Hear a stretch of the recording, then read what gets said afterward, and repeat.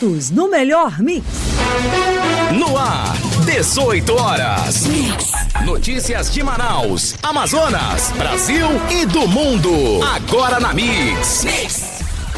Boa noite para você que está ligado na 100,7. Começa agora, 18 horas, o programa de notícias e debates da Mix FM. Toda a equipe de jornalismo traz para você os fatos mais importantes do dia. Estamos juntos, eu, Karime Leão, Carlos Júnior e Cid Soares. Boa noite, Karime. Boa noite, Cid Soares. E boa noite para você que nos acompanha pelo aplicativo Humano. Participe do programa conosco enviando sua pergunta ou sugestão de reportagem.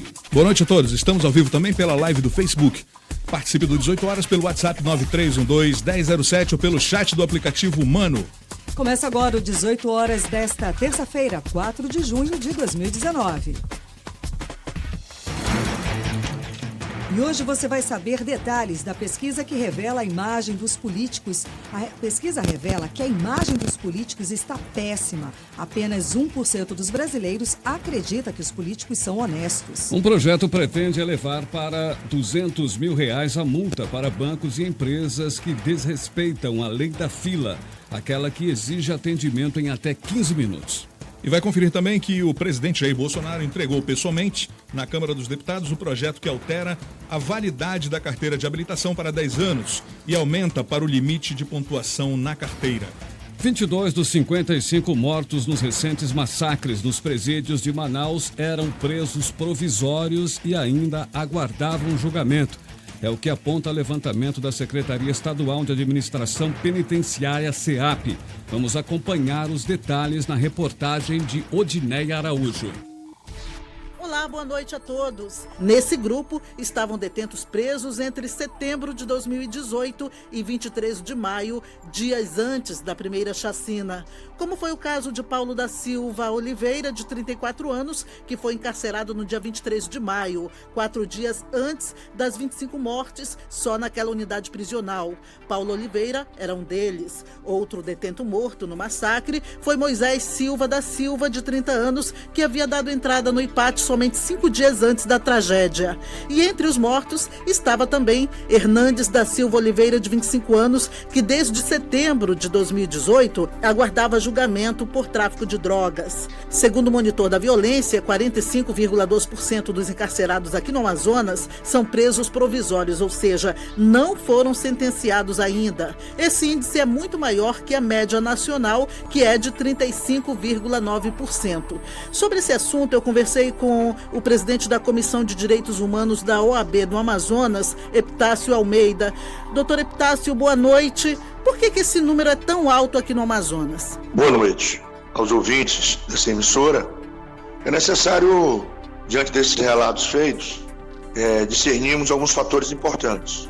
O primeiro é que há a necessidade do Estado ter a sensibilidade, o discernimento, porque a LEP preconiza isso, que os presos devem ser condicionados em conformidade com a sua periculosidade, bem como presos jovens entre 18 e 21 anos precisaria ter um presídio específico para eles, não poderiam estar juntos com os demais. Mas o que acontece é que o Estado ele não consegue ter esse discernimento e ele acaba colocando todo mundo junto. Então esses presos primários e provisórios, eles precisariam ter um lugar apropriado para eles, porque não pode se colocar alguém que cometeu um momento de besteira na vida, como um furto, alguém que bateu no celular, alguém junto com a massa carcerária. O Estado precisa discernir isso, precisa ter essa sensibilidade.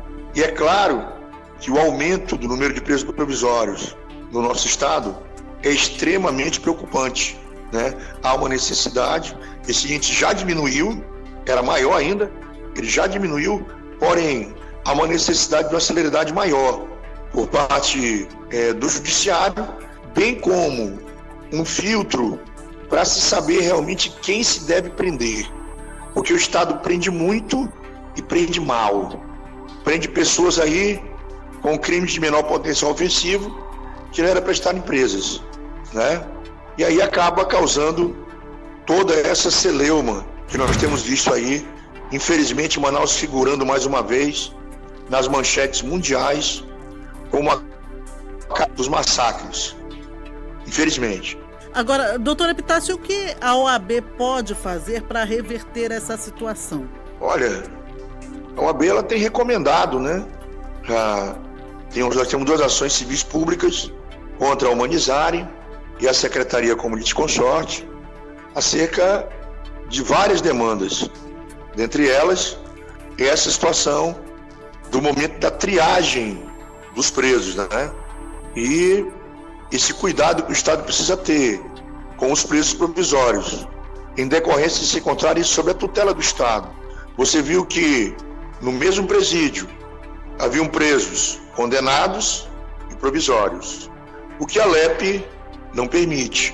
A Lei de Execuções Penais, ela preconiza, aqui no nosso Estado, por exemplo, sai um documento chamado GRS, que é uma guia de recolhimento do sentenciado. Então não pode estar junto com provisórios. Tá certo, então. Obrigada pela sua participação aqui na Rádio Mix, no programa 18 horas. Ok, amada. Deus abençoe você e a todos os ouvintes. Obrigada, boa noite. Volto com vocês no estúdio. Entrevista do dia. E hoje a nossa entrevista do dia é com o presidente da Assembleia Legislativa do Amazonas, deputado Josué Neto. Seja muito bem-vindo ao programa 18 horas, aos estúdios da Mix FM. Boa noite, Karime Leão, boa noite, Carlos Júnior, boa noite, amigo Cid Soares. É uma alegria nós estarmos aqui na Mix FM 100,7 no programa 18 horas. Obrigado pelo convite que me foi feito. Então, o assunto em pauta ainda é a crise no sistema penitenciário do Estado, não é? E como é que o senhor analisa essa situação toda? Bem, Karime, nós, desde do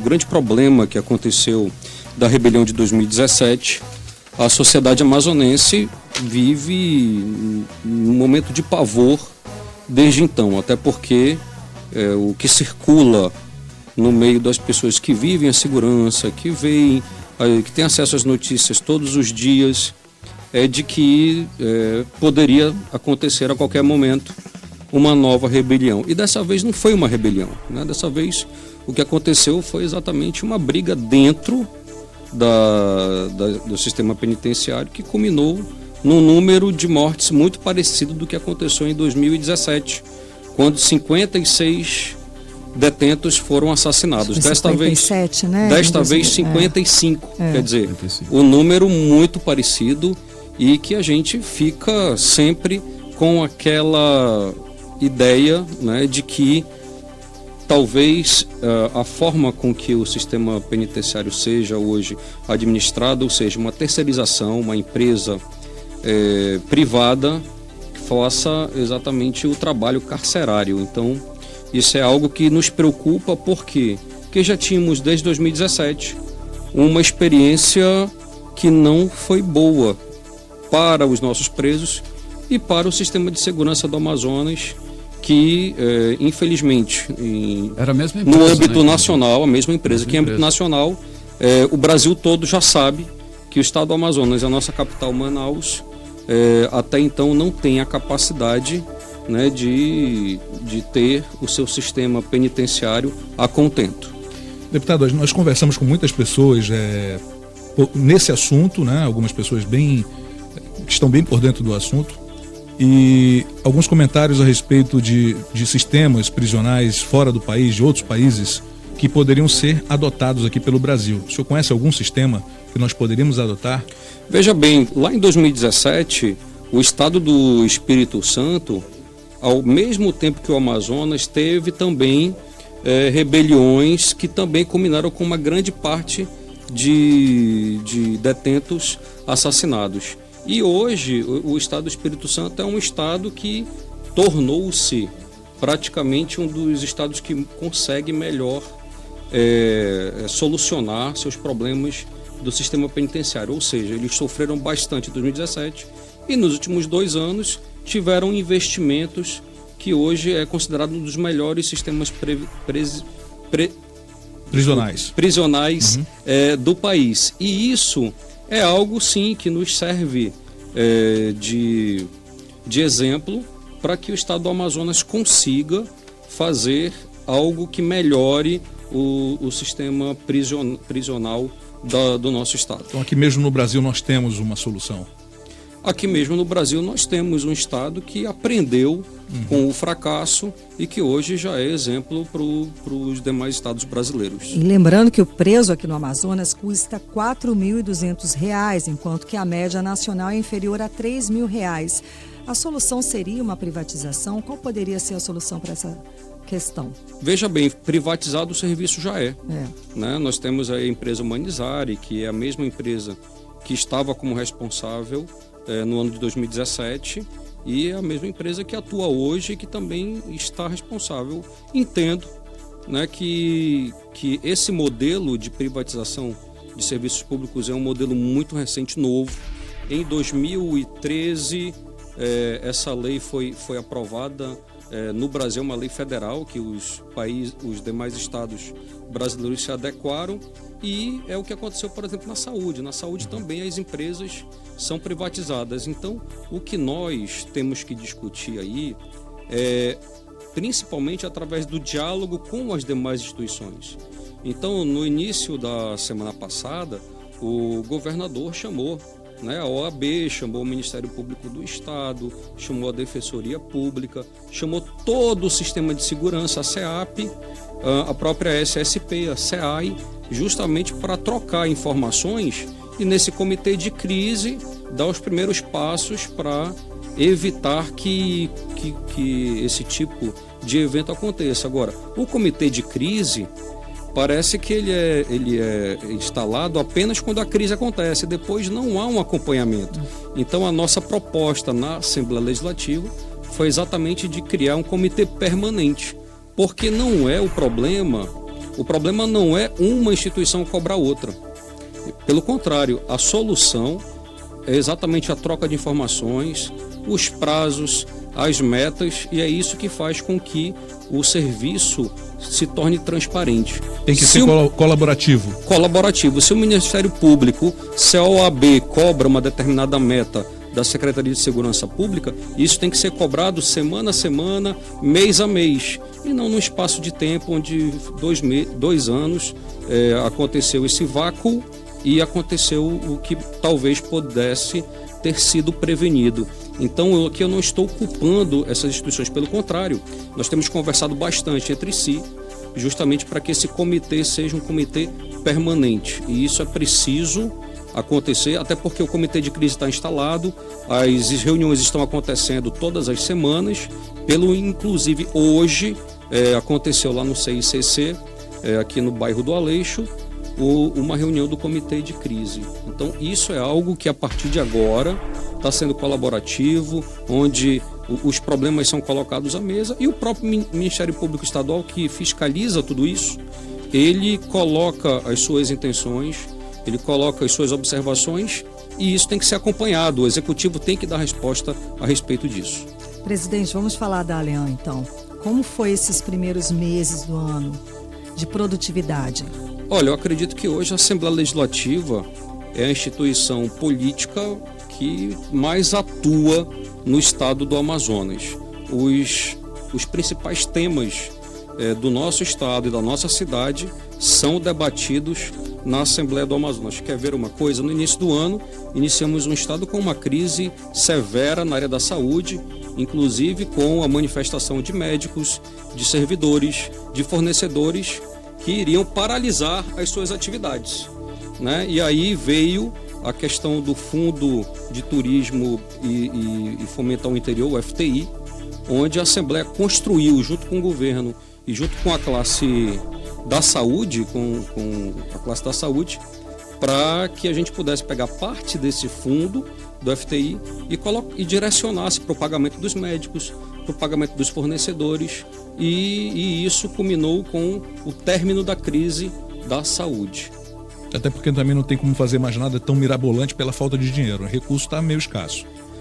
O recurso existe. As prioridades é que têm que ser escolhidas e alocadas nos seus devidos lugares.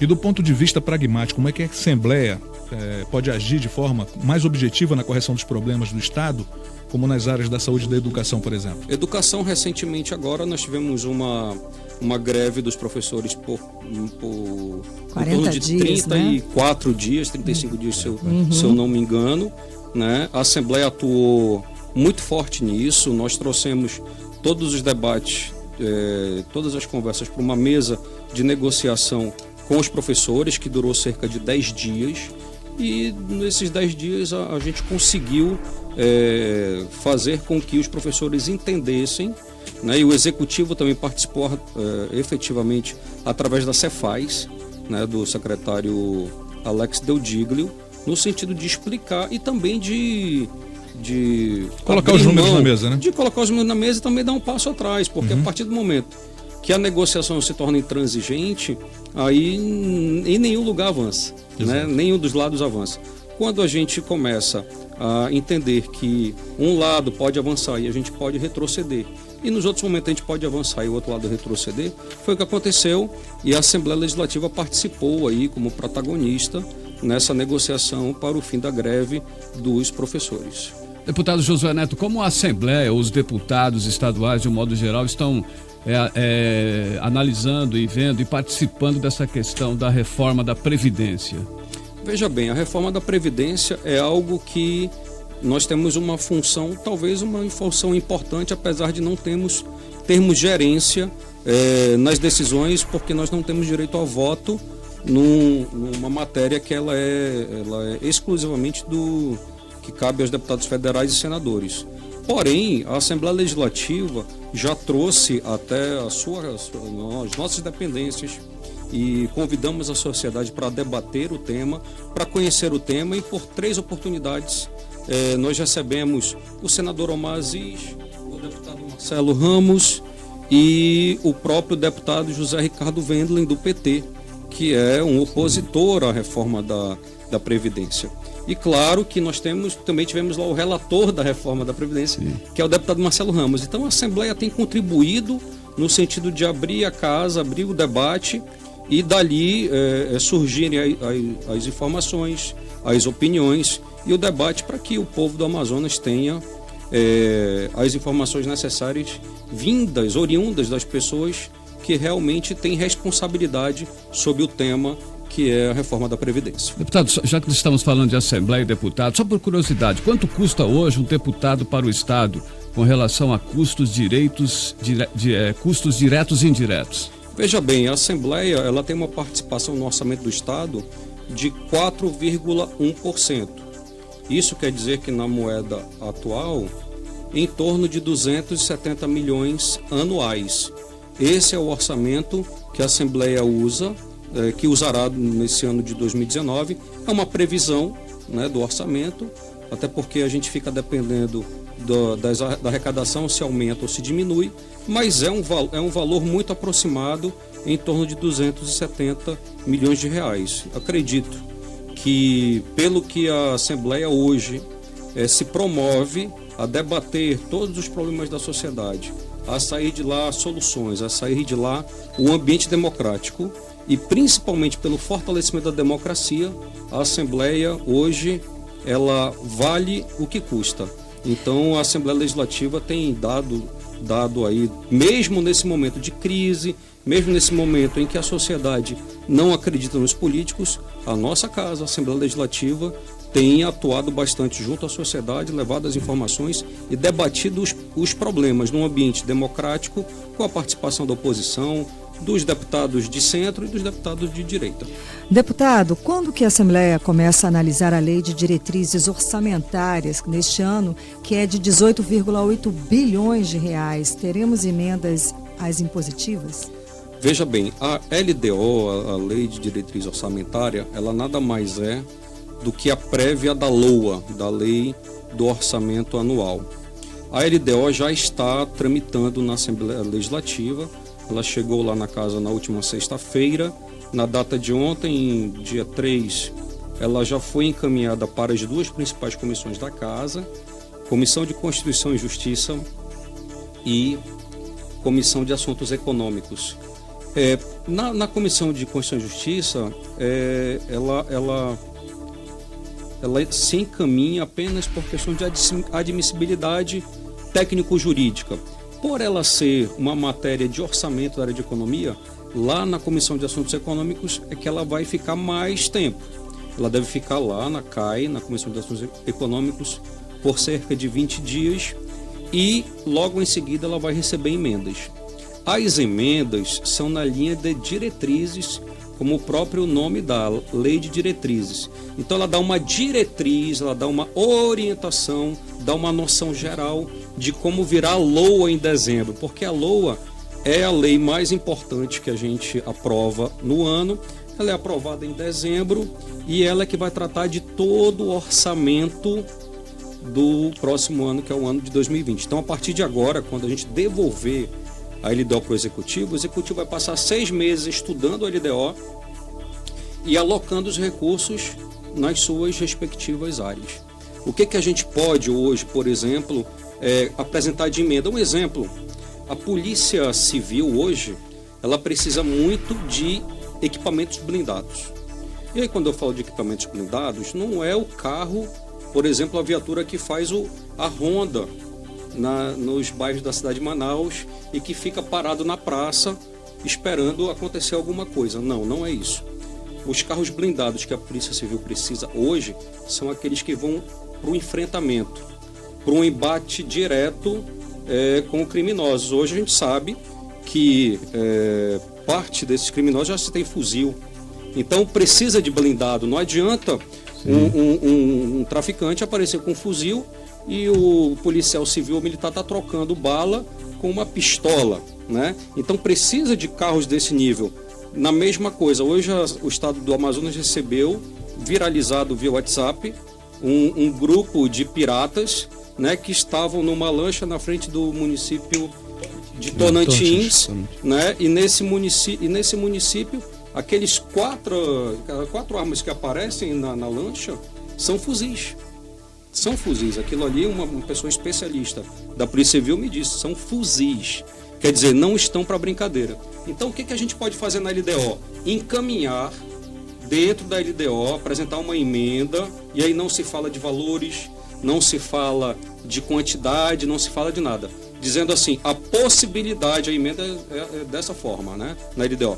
A possibilidade da Secretaria de Segurança Pública adquirir carros blindados e lanchas blindadas no caso do embate com esse tipo de pirata, até porque, relembrando, ano passado, um delegado da Polícia Civil lá no município de Quari veio a falecer numa troca de tiros com piratas que estavam no rio Solimões e na verdade nunca soube se eram piratas ou se eram traficantes. Deputado, nos bastidores, comenta-se que o senhor está de saída do PSD, estaria caminhando para o PTB. É isso mesmo? Os bastidores. Em parte, Carlos Júnior. Eu pertenço a um partido que estou nele desde o período que foi fundado. No ano de 2011, o meu partido foi fundado. Eu ajudei a colher assinaturas para fundar o partido e nesse momento existe algumas tratativas no sentido de que eu possa realmente sair do PSD, mas sempre mantendo uma boa relação com o partido, até porque eu tenho raízes, né? Existe toda uma história, tá? A minha história política está enraizada. São 8 anos nesse ano que eu completo no PSD dos 14 que eu tenho na política. Então a maior parte da minha vida política foi dentro do PSD. Então a conversa é de alto nível, né? Uma conversa amigável e até entendendo que o dia de amanhã é um dia que a gente precisa ter um grande arco de aliança. Caso, eu sei que a sua próxima pergunta é quanto à prefeitura. Caso eu venha a ser candidato, eu pretendo ter em minhas mãos, né, o maior número de arco de alianças possíveis. E não são apenas alianças partidárias, porque os partidos hoje são importantes porque eles têm um grande número de filiados, um grande número de pessoas que serão candidatos e também porque tem um bom tempo de TV. Então ter um grande arco de aliança quer dizer o quê? Uma boa estratégia para se ter competitividade em uma candidatura para qualquer eleição. Então o dia de amanhã não é o dia de brigar hoje com qualquer que seja o partido, é o momento da gente conversar, dialogar. Bom, já percebe que o senhor tem a energia suficiente para ser candidato. Isso é uma realidade? O que precisa para o senhor realmente se tornar candidato? Veja bem, a gente não é candidato de si próprio. Né? Qualquer candidato para ir para uma eleição com chances de vitória, com chances de eleição, precisa conquistar muitos apoios, né? Precisa ir para a rua, precisa conversar com a população, precisa colocar o pé no chão, precisa bater papo, dialogar, precisa colocar suas opiniões, suas ideias. E é isso que eu acho que é necessário para um candidato hoje começar um momento eleitoral. Porém, na hora certa, aí sim, aí você vai colocar as propostas, você vai colocar a história da sua vida, uma vida íntegra, uma vida honesta, uma vida que durante todos esses anos não se teve envolvido em problemas de escândalos, de corrupção. Então, acho que isso é o importante, acho que as pessoas querem saber, querem ouvir e querem saber de que forma que você vai melhorar a vida delas. E aí a gente vai dialogar dentro do que for preciso e do que a população quiser. Muito obrigada pela sua presença aqui no 18 horas de hoje. Conversamos com o presidente da Assembleia Legislativa do Amazonas, deputado Josué Neto. Grande abraço para você, Karime Leão, Carlos Júnior, Cid Soares, essas duas figuras masculinas aqui que eu conheço há muitos anos. É uma alegria estar aqui de novo nessa rádio, que fez parte também da minha vida, porque conheci o Carlos aqui nessa rádio, conheci o Cid Soares aqui, e são meus ídolos. Vocês são exemplos de profissional de rádio. Obrigado, meu irmão. Trânsito. Boa noite a todos, vamos conferir o trânsito nesse momento. A Avenida Darcy Vargas, em ambos os sentidos, no momento apresenta fluxo muito complicado com lentidão. E na Avenida Maripiranga, o trânsito após a Assembleia Legislativa do Estado tem fluxo intenso em longo trecho. Você está ouvindo 18 horas. Fique junto com a Mix. Aqui tem mais música. 18horas.com.br, o site de notícias da Mix FM, Manaus.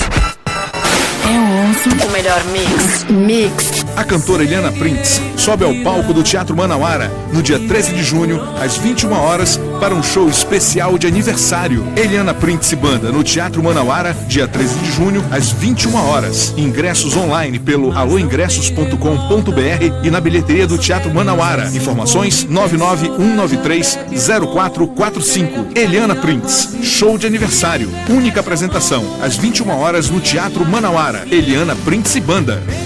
Ouça Mix. Em tempos de crise, economizar é fundamental, mas tudo isso sem abrir mão da qualidade. E isso você só encontra no restaurante e choperia É Louco. Lá você encontra mais de 18 tipos de saladas, 15 cortes de carnes, peixes regionais e pratos diferentes todos os dias no buffet. E pensa que acabou? De segunda a quinta, o refrigerante promocional é por nossa conta. Venha economizar sem abrir mão do sabor. Restaurante e choperia É Louco. Aceitamos todos os cartões. É Louco, na praça de alimentação do DB Ponta Negra. Confira nossas redes sociais. É Louco Churrascaria.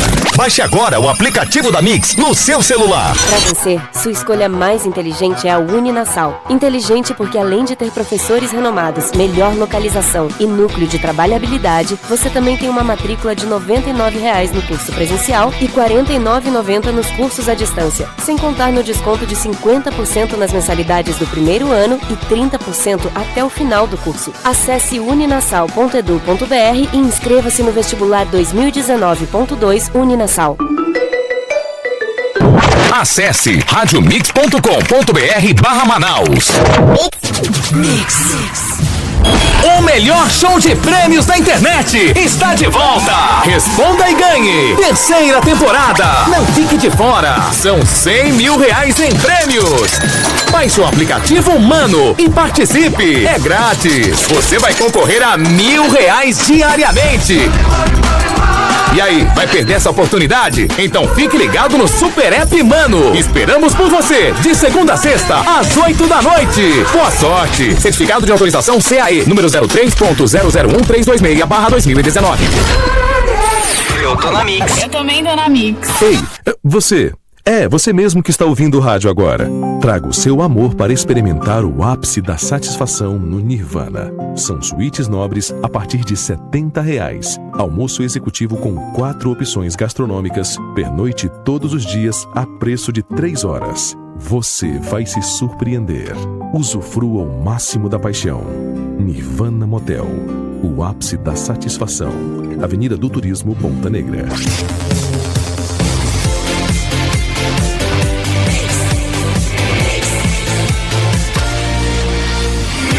Juntos no melhor mix.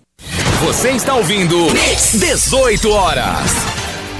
Estamos de volta às 18 horas, o programa de notícias e debates da Mix. Participe com a gente pelo WhatsApp da Mix, 9312-1007.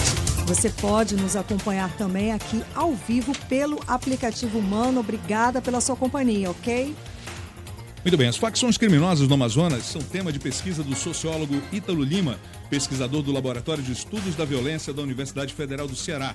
Em entrevista exclusiva à repórter Odiné Araújo, o sociólogo comentou sobre o massacre nas prisões de Manaus no fim do mês passado.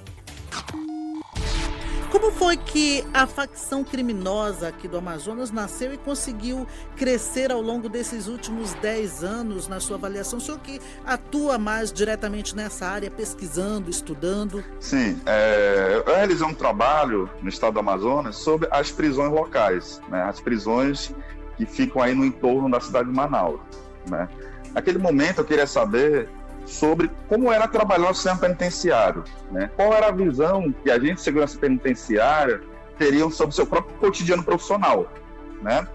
Na medida em que a gente vai entrando nas prisões do Amazonas, nós vamos acompanhando, tomando conhecimento, né, de uma história extremamente sangrenta, né, que sujeita tanto a população carcerária, que fica em condições subhumanas, né? As prisões são verdadeiros depósitos de humanos, quanto também os trabalhadores do sistema prisional, que também são extremamente sujeitados, né? O adoecimento profissional, né, hoje é um dado importante, né? A sociedade amazonense, na verdade, deveria, né, se preocupar em saber exatamente o que está acontecendo nas prisões, né? Grupos desse, como as facções do crime, que surgem a partir das prisões, é um fenômeno que tem ocorrido no Brasil inteiro. Hoje, diversas da facção estão passando situações, né, semelhantes a que passa o estado do Amazonas. O problema é que no Amazonas, infelizmente, a sociedade amazonense ainda não teve a capacidade de enfrentar o problema da violência, né? Agora, o momento deveria ser nós recorrermos às velhas soluções, né, as soluções que dão certo, né? A gente teria que ver, por exemplo, como é que estão as condições das escolas nas periferias de Manaus, como é que estão as condições de saneamento básico, de moradia, né, de acesso ao mundo do trabalho, da juventude, né? Essa escala da violência, ela representa, na verdade, o ápice, né, de um histórico de violações, né? Quando a gente lembra do fenômeno das galeras, por exemplo, nos anos 90, nós vamos lembrar, por exemplo, que o estado do Amazonas era um estado conhecido, né, por violações de direitos humanos, principalmente na infância e na juventude, né? Nós tivemos aí gerações de crianças, moradoras dos bairros mais precários de Manaus, né, que foram brutalizadas pela violência, né? Não apenas praticando, né, mas também a gente tem que pensar os efeitos, por exemplo, quando as crianças de Manaus observam corpos que são exterminados quase que rotineiramente na cidade, né? Quais são os efeitos psicológicos, né? As vítimas dos massacres, além de estarem nas prisões, de serem aquelas pessoas presas, massacradas, a parte delas, né, a ascensão desses grupos, ela diz respeito um pouco disso, né? A fragilidade que o próprio Estado tem, né, de manter o controle. Sim. Agora, para esse crescimento da facção, até que ponto as autoridades deixaram de agir contra o crime organizado? O Amazonas presenciou mudanças importantíssimas no sistema de segurança pública e de justiça criminal, né? Nós tivemos aí, nos últimos 20 anos, diversos concursos públicos, né? A entrada de novos oficiais na polícia, a formação de novos oficiais.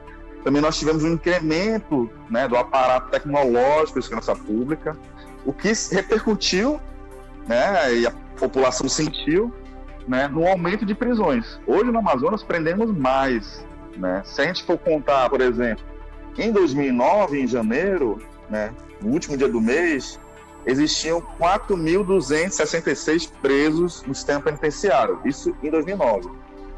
Já depois da repercussão do massacre, no último dia de janeiro de 2017, segundo os mesmos dados do governo do estado, em janeiro nós já tínhamos 9.292 pessoas presas no sistema penitenciário. E isso dias depois do massacre de 2017. Em maio foi consolidado no sistema penitenciário do Amazonas 11.491 pessoas presas. O crescimento, né, da população carcerária no estado do Amazonas é significativo, né? Mais do que dobrou nos últimos anos, né?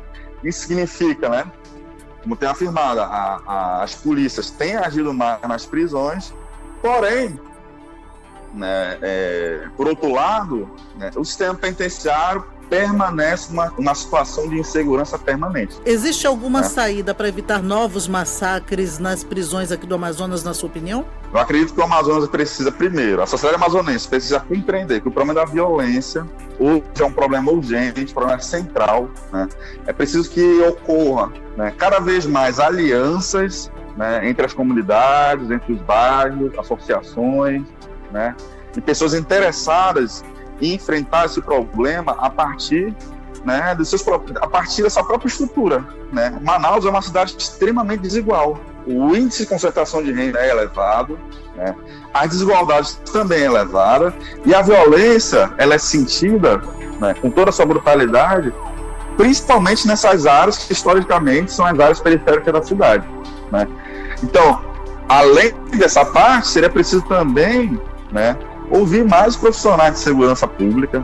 Certo, então o sociólogo Ítalo Lima, que é pesquisador do Laboratório de Estudos da Violência da Universidade Federal do Ceará, muito obrigada pela sua participação aqui no 18 Horas e boa noite. Boa noite, muito obrigado, estamos à disposição. Volto com vocês no estúdio.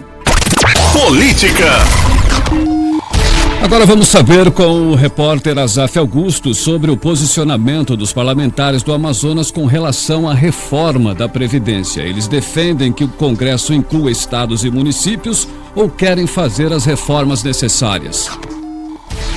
Em 10 anos, a reforma da Previdência pode reduzir cerca de 5,9 bilhões de reais o déficit da Previdência do Amazonas, em relação ao registrado em 2017, segundo dados de um estudo divulgado pela Instituição Fiscal Independente do Senado Federal. Mas isso só deve acontecer se a PEC da reforma incluir estados e municípios. Conversei com alguns deputados estaduais na Assembleia Legislativa do Amazonas para saber o que eles defendem. Que estados e municípios sejam incluídos na atual reforma ou que cada estado e município faça a sua. O deputado Serafim Correia disse que defende que apenas uma reforma seja feita para evitar confusões. Eu entendo que a reforma tem que ser uma só, abrangendo a União, os estados, os municípios e o INSS. Ser um único sistema. Porque senão isso vai virar uma enorme confusão. O deputado Dermilson Chagas também prefere que a reforma seja única. Acredito que tem que ser já uma nacional, lá mesmo em Brasília, onde está todo consensuado. Hoje, aqui no Amazonas, nós não temos uma previdência deficitária.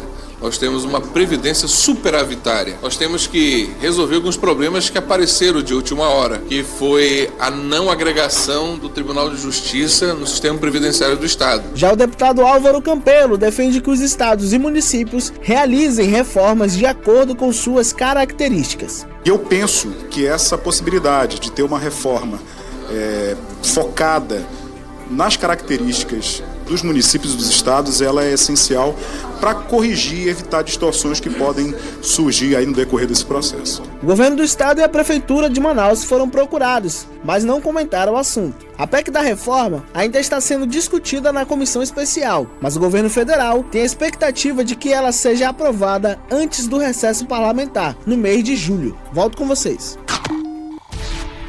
O deputado estadual Serafim Correia informou hoje que a decisão do Conselho Nacional de Justiça, que suspende a migração dos aposentados do Tribunal de Justiça do Amazonas para o Amazonprev, vai impedir o governo do Amazonas de fazer empréstimos do governo federal. Segundo o Serafim, a liminar do CNJ faz com que todo o Amazonas fique proibido de receber qualquer tipo de operação de crédito com o governo federal. A decisão liminar que suspendeu a migração dos aposentados do Tribunal de Justiça para o Amazonprev, é do conselheiro relator do CNJ, Henrique Ávalia. Bom, e ainda não foi hoje que a deputada estadual Joana Dark, do PL, estreou como líder do governador Wilson Lima. Na sessão desta terça-feira, Joana Dark não estava no plenário e, mais uma vez, o governo não contou com um líder para fazer a defesa da administração estadual. Joana alegou que estava cumprindo a agenda externa em comemoração à Semana do Meio Ambiente. E a oposição aproveitou para disparar críticas ao governo, especialmente ao governador Wilson Lima, que está em Israel participando de um evento do partido dele, o PSC. O governador fica no exterior até o próximo sábado. O vice-governador Carlos Almeida está no comando do estado. Cidades. As empresas que desrespeitam a lei da fila, que estabelece um tempo limite para atendimento ao público, podem ter multa ampliada para R$200 mil. A lei das filas está completando 14 anos e os vereadores de Manaus querem endurecer as penalidades às empresas que desrespeitam o tempo limite para o atendimento aos clientes. Pela lei, o tempo máximo para o atendimento é de 15 minutos em dias normais e de 20 minutos às vésperas e depois de feriados prolongados. Quem desrespeita esse limite pode ser multado em R$25 mil para a primeira infração, podendo chegar a R$50 mil no caso de reincidência. Os vereadores querem aumentar esse valor para R$200 mil. Esse vai ser o valor mínimo, podendo dobrar em caso de reincidência. A proposta do vereador André Luiz, presidente da Comissão de Defesa do Consumidor da Câmara Municipal de Manaus. A lei da fila inclui agências bancárias, instituições e concessionários de serviços públicos. Os supermercados também são enquadrados pela lei, mas o tempo limite é de 25 minutos para dias normais e 30 minutos para dias de pagamento dos servidores públicos. Estudantes podem se inscrever no SISU a partir de hoje. Detalhes com o repórter Rodrigo Soares. Começaram nesta terça-feira e vão até o próximo dia 7 as inscrições para a segunda edição do Sistema de Seleção Unificada, o SISU, deste ano. Serão ofertadas 59 mil vagas em 76 instituições públicas de ensino em todo o país. Podem participar estudantes que fizeram a prova do Enem em 2018 e obtiveram nota na redação acima de 0. O resultado da chamada regular será divulgado no próximo dia 10. Já, as matrículas devem ser feitas de 12 a 17 de junho. E atenção, o candidato do SISU pode solicitar até 2 opções de vaga, especificando em ordem de preferência as suas opções em instituição de educação superior participante, com local de oferta, curso e turno e a modalidade de concorrência. A malha fina da Receita Federal identificou mais de 300 empresas sonegando impostos no Amazonas. O repórter Adriano Augusto tem as informações. A Receita Federal identificou mais de R$1 bilhão em sonegação fiscal de empresas entre março e maio deste ano. No Amazonas, 381 empresas caíram na malha fina e devem R$57 milhões. Em todo o país, foram autuadas 5.241 empresas por irregularidades no imposto de renda da pessoa jurídica e na contribuição social sobre o lucro líquido. De acordo com o fisco, o demonstrativo das inconsistências e as orientações para autorregularização constarão na carta a ser enviada ao endereço cadastral constante no Cadastro Nacional de Pessoa Jurídica e na Caixa Postal dos contribuintes. Essa é mais uma etapa da série de ações do projeto Malha Fiscal da Pessoa Jurídica da Receita Federal, que tem como objetivo identificar inconsistências no recolhimento de tributos por meio do cruzamento de informações eletrônicas. E o sucesso da série Bandidos na TV da Netflix está movimentando o mercado de pirata de DVDs. No centro e nos bairros periféricos de Manaus, vendedores ambulantes comercializam o DVD da série por valores que vão de R$6 até R$50. O assunto do momento não tem aquela história, não adianta. Todo mundo quer assistir, tá todo mundo comentando. E quem não tem Netflix, né, vai fazer o quê? Vai Caça atrás. Com DVD pirata mesmo. Vai nesse Blu-ray aqui, né? R$50, meu. Que coisa, é uma salada isso. E a pirataria faturando, né? Não é? Agora em Manaus, 6h44. Um salve especial para você que nos acompanha pelo aplicativo Mano. Valeu, hein? Muito obrigada. Vamos para o intervalo comercial, mas antes vamos saber com o Rodrigo Soares como está a volta para casa. Rodrigo. Trânsito. Então, Karime, conferindo mais uma vez na Avenida Torquato Tapajós, o trânsito no bairro de Flores apresenta fluidez moderada com alguns pontos de retenção. E a Avenida Doutor Teomário Pinto, lá no Alvorada, apresenta fluxo intenso em alguns pontos no momento. Você está ouvindo 18 horas. Fique junto com a Mix. Aqui tem mais música. 18horas.com.br, o site de notícias da Mix FM, Manaus. Que rádio você ouviu ontem? Ontem eu ouvi a Mix. Em tempos de crise, economizar é fundamental, mas tudo isso sem abrir mão da qualidade. E isso você só encontra no restaurante e choperia É Louco. Lá você encontra mais de 18 tipos de saladas, 15 cortes de carnes, peixes regionais e pratos diferentes todos os dias no buffet. E pensa que acabou? De segunda a quinta, o refrigerante promocional é por nossa conta. Venha economizar sem abrir mão do sabor. Restaurante e choperia É Louco. Aceitamos todos os cartões. É Louco, na Praça de Alimentação do DB Ponta Negra. Confira nossas redes sociais. É Louco Churrascaria. Sempre tô na Mix. Mix. Tá ouvindo a Mix. O amor transforma. E no Dia dos Namorados vai transformar o Toreador em Toreamor.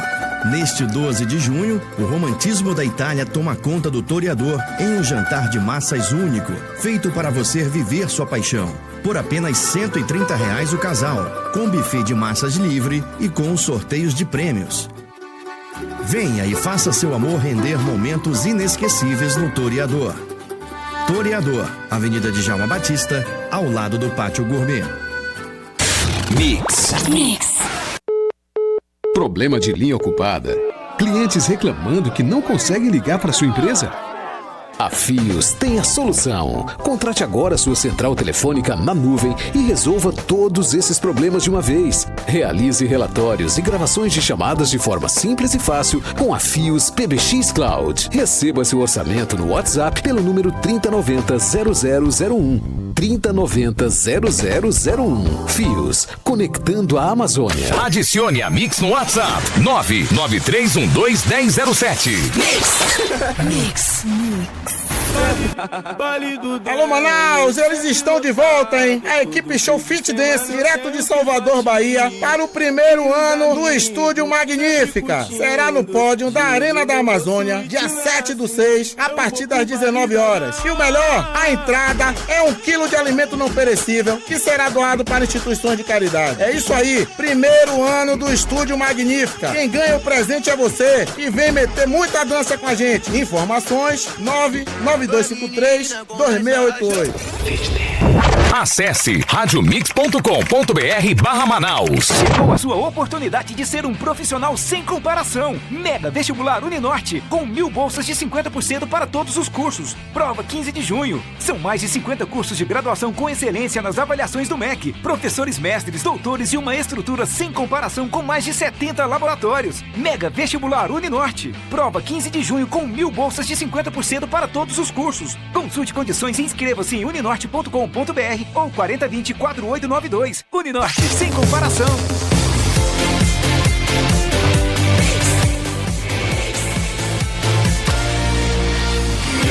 Juntos, no melhor mix. Você está ouvindo 18 horas.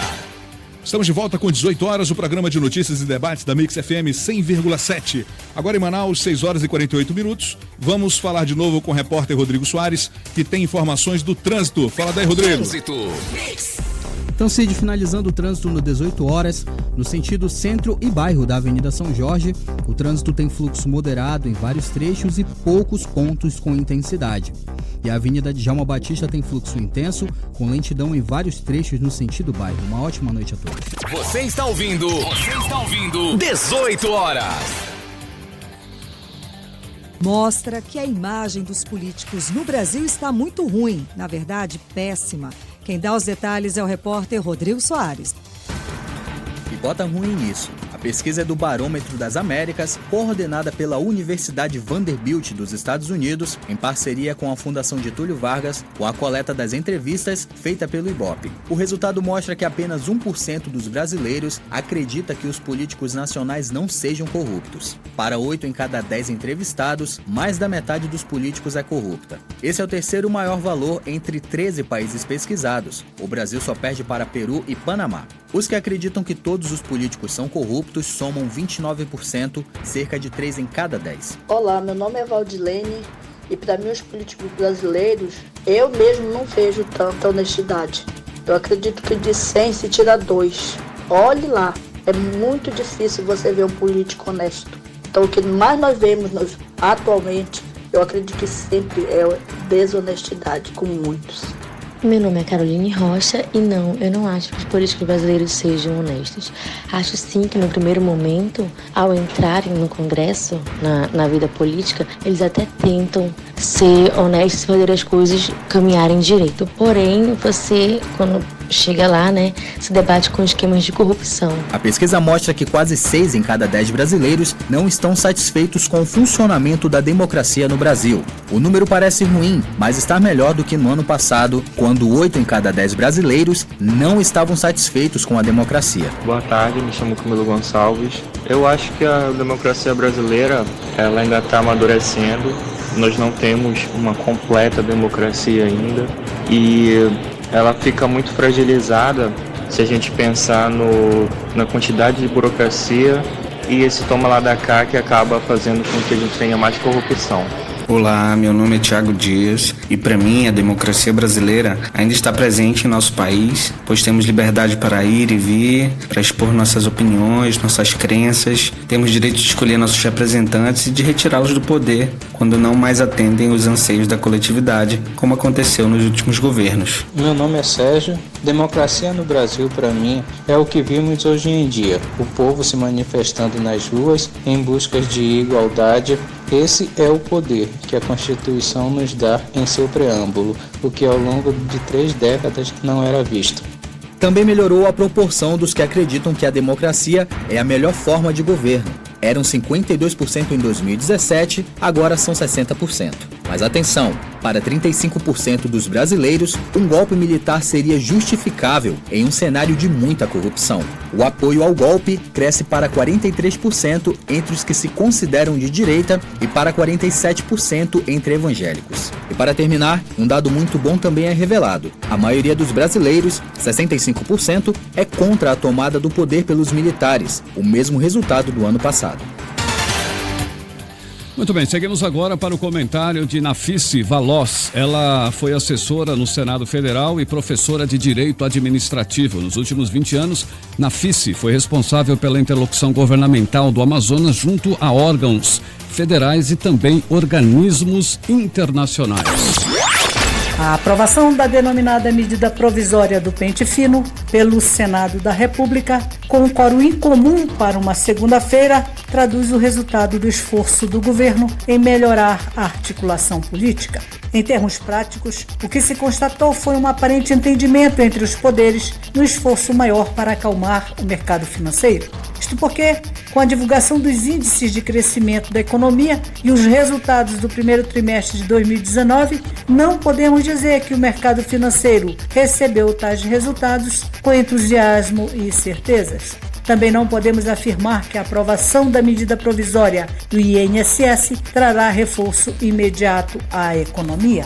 No cenário local, registramos a permanência do estado do Amazonas nas manchetes nacionais e internacionais, com destaques que constrangem os amazonenses. Não bastasse a interminável crise no sistema de segurança pública decorrente do descontrole estatal, ainda acompanhamos outros deslizes do governo apresentados ao país e ao mundo.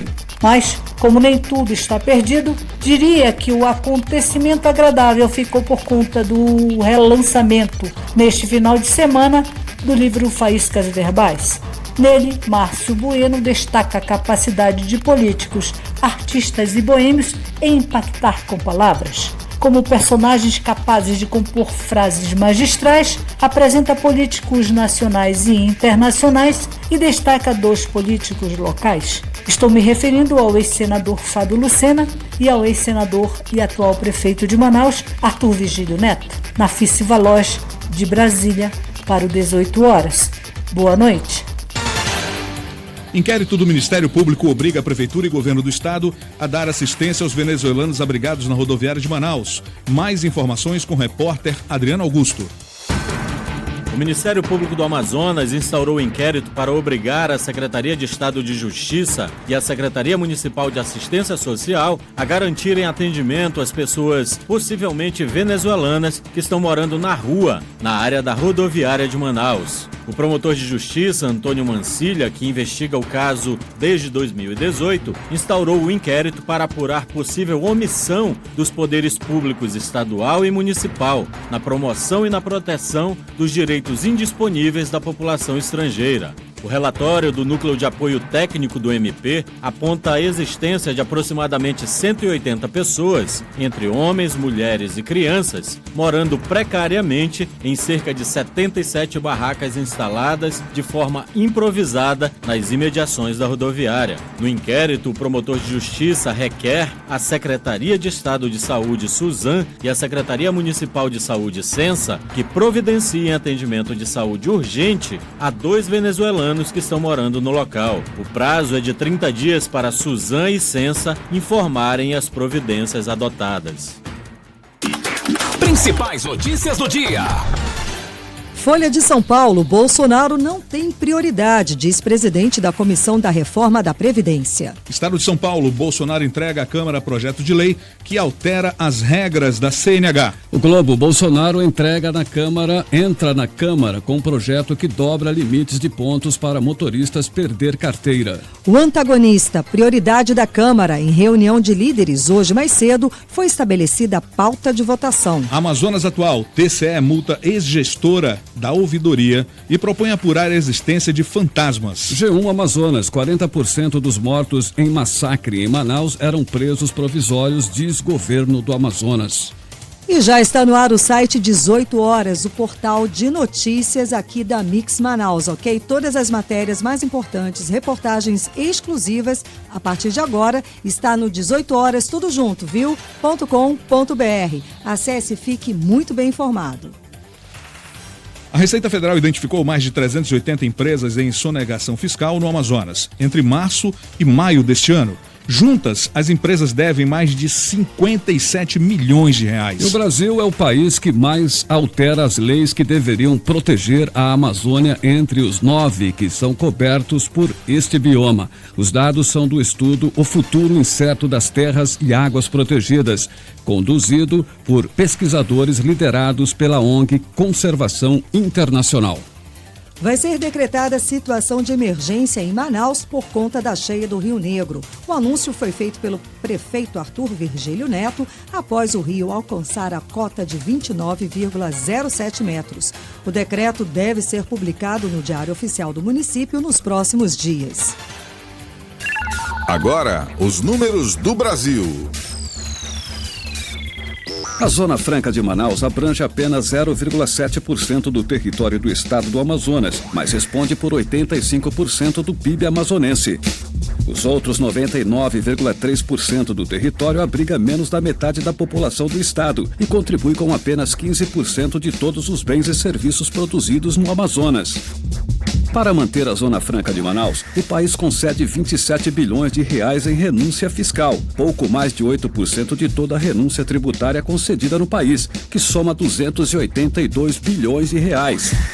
Em contrapartida, a Zona Franca de Manaus responde por 43% de todos os impostos federais arrecadados na região norte, fatura 85 bilhões de reais e ainda ajuda a preservar mais de 85% da floresta no estado. A Zona Franca é um projeto vitorioso e assim deve ser encarado pelo poder central. Muito bem, agora vamos ao Giro de Esporte. 18 horas. Esportes. Olá pessoal, em jogo válido pelas oitavas de final da Copa do Brasil, hoje às 8h30 da noite o Flamengo recebe o Corinthians lá no Maracanã. No primeiro jogo da disputa, o rubro-negro venceu por 1-0. Agora no jogo da volta, o time carioca tem a vantagem do empate. E olha, eu só digo uma coisa, preparem-se, pois o jogo das multidões vai pegar fogo.